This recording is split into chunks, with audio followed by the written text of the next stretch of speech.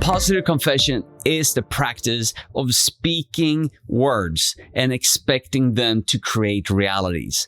That's the very basic content. And it goes by a number of different terms. Within the faith and prosperity gospel, the word of faith movement, it is usually known as positive confession. But you also find people calling it decreeing and declaring your faith, stating your faith, affirming your faith, and so on. Some even talk about prophesying your future. So there are different terms that are used to kind of, capture this practice. Well, when you look at how words relate to faith, and you study scriptures, because of course the scripture is our main source of teaching, right?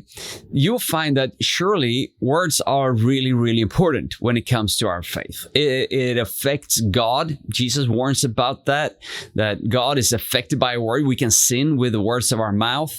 Of course, words affect our personal relationships. We all know how we react when somebody speaks a negative word to us, or even a word of encouragement, how much energy and joy it can create in us. And so, words really do affect us, and they are really important when it comes to our walk of faith.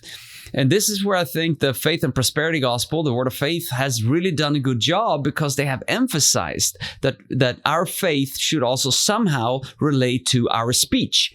And I think for that, they really need us to salute them and say thank you. If there's a spiritual law of positive confession, or a spiritual law that governs words, the short answer is no. There is no such law. If you want a longer answer, listening to some of my other stuff that I made on that, where, I look into spiritual laws and things like that. I'll deal with that in more detail.